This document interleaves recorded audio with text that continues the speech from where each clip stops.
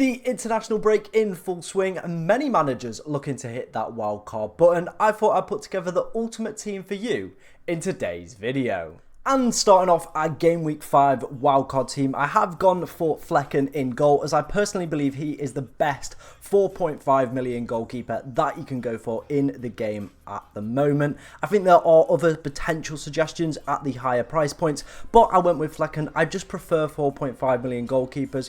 Brentford's fixtures are a little bit hit and miss, but we do have Areola on the bench, who has put in some very impressive performances over the opening couple game weeks. If you look at Brentford's as well, defensive data over the opening couple game weeks as well, they have been phenomenal, as they are always as well. Have a really good record against top 6 sides as well. So if you are left in a position where you have to play one of Flecken or Areola, you know, Brentford don't have a bad record, so it does put it out there as well. Super low owned at 2.1% at the current time of recording as well. Newcastle away isn't the easiest of fixtures as well. Obviously, we are kind of left in that position with Areola having Manchester City at home. So I think we've gone for the better goalkeeper. Hopefully, he can pick up some save points. If he could get a clean sheet out of that one, it would be amazing, as Newcastle have been a little bit hit and miss at the start of this season.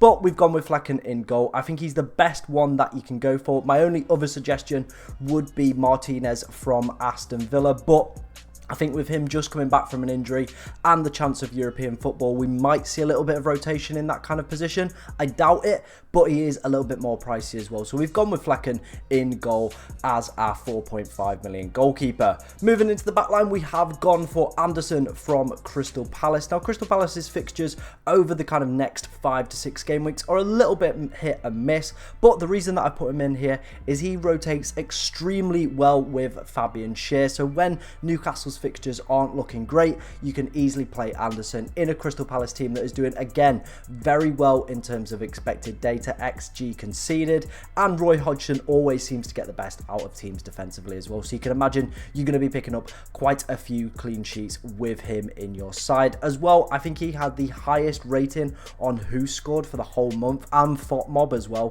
for the whole month of August, putting some really impressive performances. I know he scored a goal against Brentford, which was very fluky, so don't be expecting that every single week, but I think he's a nice 4.5 million rotation option with Fabian Schär that you can kind of just flip in and out of the team. We've gone with kind of Schär on the bench for this game, but you could easily put him in just down to the fact of players that we have later in today's video. But with Fabian Schär as well, he did have the highest XG amongst defenders last year, so he's always a great asset. 4.5 million for him as well. I just don't quite think Kieran Trippier has been cutting it, and if you look at his underlying data as well, he hasn't been putting up outrageous numbers to warrant going for that 6.5 million price tag. So I think going with the two kind of 4.5 millions from good defensive teams with good rotating fixtures, I think that just makes a lot more sense for me and like what I would personally do as well, rather than go for that big asset that just isn't quite performing at the current time of recording.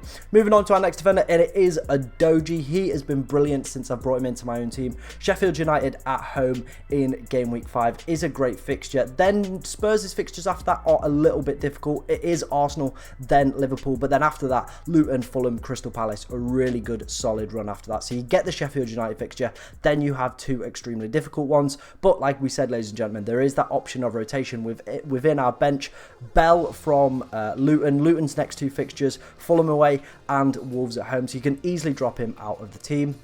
My only concern with a Doji that I do have at the moment, he did pull out of, I think it's Italy's under-21 squad, just down to having like a virus. So maybe just make sure if we get any early team news or pressers that he is 100% fit and available for this game week. Moving on to our final defender, and it is Chilwell. In a lot of people's teams, that Chelsea defence has been quite frustrating, as has Ben Chilwell. Probably should have got a lot more points than he has at the moment, but I think if you look at his heat map, you look at his underlying data, you look at some of the fixtures coming up, Bournemouth away, Fulham away, and Burnley away in that kind of next period of time, I think he does, you know, have to remain within our side, to be honest. He is just playing as an attacker at this point. Yes, the kind of returns haven't been there. I've seen a few people question him on Twitter, but I think it is just a hold for now. Maybe wait and see when Chelsea's fixtures turn around Game Week 9. If he's still not performing to that level, I definitely think there are other options that we could go for. But at this moment, at this time of recording,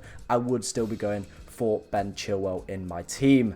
Moving on to our first midfielder of this Game Week 5 wildcard, and it is Bruno Fernandes. Now, the reason I'm keeping this man in, I've seen quite a few people are selling him. He had a price decrease the other day, which is absolutely mental to me. He is leading the way in terms of loads of expected data. I think it's expected goals involved. This man is top. He's absolutely killing it for Manchester United. Just needs the opportunities to kind of fall right for him and his teammates. With Højlund being back as well, you do imagine points are going to start trickling in as well for him, and potentially Rashford if you do have him. Game Week 5 isn't an easy fixture. Brighton at home, we know how brilliant Brighton are against the top clubs, against any club to be honest. They're a fantastic team to watch. But after that you get Burnley and Crystal Palace. Then Brentford at home's not the easiest, but then it's Sheffield United followed by City and then Fulham away. So some really good fixtures in there. You're getting a penalty taker as well. Scored on international duty for Portugal as well over the weekend. So he's definitely a player that I am keeping in my own team, and I would be highly recommending for people to have on their Game Week 5 wildcard. Moving on to our next player, and it is Bukayo Saka. I think this one potentially could be a player that might come out of in and out of the team maybe. I don't know, it's one of them. I've kept him in there. I think the performances have been okay, not like leading the way, especially in terms of data as well. But Everton away is a really good fixture to have. Bournemouth away in Game Week 7, and in Game Week 10 you're getting Sheffield United at home. So definitely a player I want to have available for these fixtures as well. If he can keep himself on the penalty kicks as well, it's always a great asset to have within your side. So he's in there at the moment, but I definitely think he could be one of the players that maybe comes out of the team, maybe when Liverpool's fixtures turn around Game Week 9. If Diaz is cooking, or is continuing his strong start to the season, then it might be one of those players that I do potentially look to switch to for Saka. Moving on to our next midfielder, and it is Bryan Mbeumo. Everyone's extremely happy if you own him. If you don't, it's not been a good start, has it? Obviously, absolutely killing it at the moment with Brentford having such a good start to the season. Like we said with Flecken, the fixtures are okay. It's one of those players where I definitely think he can come in and out. And with the player that we have on the bench in Diaby, when Aston Villa's fixtures turn extremely good in Game Week 8, he can easily rotate in and out. There's lots of other players at that price point as well. You've got obviously your Eze's, your Matomas, if you want to play him when Brighton's fixtures start to turn nice again after around Game Week 12. So he is an option that you can easily rotate in and out at a decent price point on penalties as well, and has started the season on fire. Moving on to our final midfielder, and it is the thumbnail man. It is Heung-min Son. Scored a hat-trick at the weekend. Sheffield United up next. You imagine he is going to be licking his lips looking at that fixture, ladies and gentlemen. It is delicious, if I might say so myself. Obviously, kind of playing in this new position. Whether or not that is going to remain the case. Obviously, they signed Brendan Johnson on deadline day, and a few people have been questioning whether or not Brendan Johnson's going to be filling in this forward role, or it's going to remain as Son.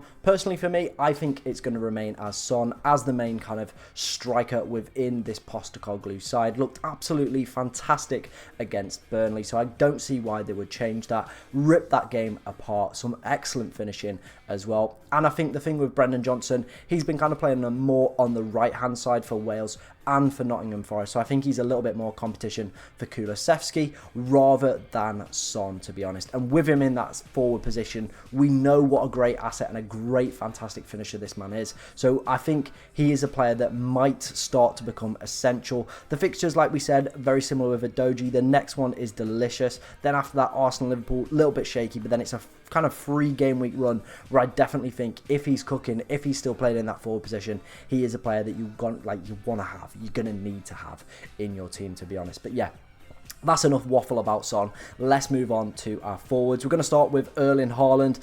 Pretty self-explanatory, that one. I think he's going to be a captain for most game weeks as well. West Ham away, not the easiest fixture, but then Nottingham Forest and Wolves after that, so some really good fixtures. Does have Arsenal and Manchester United coming up within the next kind of 6 to 8 game weeks, but I wouldn't be too worried about that. We know what this man's about. We know how clinical he is, and it's such a fantastic forward. I think he's been coming under a lot of pressure over the kind of opening couple game weeks from a lot of content creators, expecting a little bit too much from him, but he's performing as we all expected. potentially should have got a hat-trick against Sheffield United as well. I wouldn't worry about him. He's going to remain in my team throughout the course of this season. It's only if he's injured or there's mass pet rotation that he would come out of one of my teams. Moving on to a player that is quite controversial after his last performance and his last miss. It is Jackson. Now, with this one, there is the data to support this. The amount of opportunities, XG involved, XA this guy's putting up, big chances created, big chances missed, is ridiculous. And he's just not quite hitting the net, which is super frustrating. But we're going with him. We're taking that Bournemouth fixture. Obviously, I want the Fulham and the Burnley one as well in Game Week 7 and Game Week 8. After that, I probably would be looking to sell him, maybe to a Watkins with their fixtures looking extremely good around kind of Game Week 8 onwards. So I think you've got that nice like kind of rotation in and out of that side. Get the good kind of remaining Chelsea fixtures from Jackson, then look to move to Watkins as well. He is a little bit of a donkey, so if he doesn't continue to form, I think what you could do is potentially go for a 1 week punt in Game Week 7, move to Carlton Morris. If you didn't know, it's Carlton Morris season, ladies and gentlemen. Move to Carlton Morris in Game Week 7 and then move to Watkins in the game week after if Jackson doesn't perform in the next couple of game weeks. Moving on to our final forward and our final player of today's video, and it is Darwin Núñez. Darwizzy. I didn't think he'd make it in one of these videos this season, but over the last two, has started picking up some goals, picking up some assists as well, started to play games, which is what we want to see from these players. If he can knock himself, well, keep himself in that squad as the main striker, I definitely think he could be an option, especially with Liverpool's fixtures starting to kind of, you know, pick up a little bit. We've got Wolves, we've got West Ham. In Game Week 9, we have Everton, Nottingham Forest and Luton after that time period. So it is kind of finding that player, that Liverpool player that we want to go for. Obviously, a lot of people have kind of suggested Diaz. Núñez might be that option. Again, if it doesn't work out with him, there is that Watkins swap as well. I know he's been a troll in the past. He's always put up good underlying data. It is just that confidence thing. If he can score goals, maybe he does become an option. But I definitely think, very similar with Jackson, he could be a very trolly player. But we've got Carlton Morris, Watkins as potential outs, Isak as well as potential outs if these players don't quite work out with their good fixtures. Let's have a quick run through of the bench before we finish up today's video. We do have Areola, like we said, rotates kind of nicely with Flecken as well. 4.1 has been outstanding over the opening couple game weeks as well. Fabian Schär we spoke about, again rotating extremely nicely with all our defenders. Diaby is in here as one of our 6.5 million midfielders. Crystal Palace at home isn't a bad fixture and definitely one you could be playing him in. I just think with Diaby, the reason that I was a little bit hesitant to put him in the team, I know he's looked extremely good, but I feel like he's going to start to come in like off in the 60th, 70th minute with European football. But the Villa fixtures after Game Week 8 are delicious, so we want to be taking the full advantage of that. So I do want as many players, so maybe going for Martinez in goal, maybe a Matty Cash at the back, maybe a Diaby in midfield is that kind of option, that route. I think he's looked extremely good, but with Conference League and European football now returning, I think we could see a little bit more rotation within that Villa side, so maybe does become a little bit of a rotation risk. So he's a maybe on the bench at the moment, but make your own mind up about that one. And then Bell we spoke about as well, again would rotate extremely nicely for Udogie in Game Week 6 and 7. That was my wildcard team for Game Week 5. It is like 27 degrees in the UK at the moment as well. I'm recording in a room without kind of the window open because it's too noisy otherwise, so that on its own just deserves a like. If you've got any questions about your team or any questions about Game Week 5 in general, do leave them down in the comment section below, and if you enjoy the content, be sure to subscribe. But thank you very much for watching, ladies and gentlemen, and enjoy the rest of your day.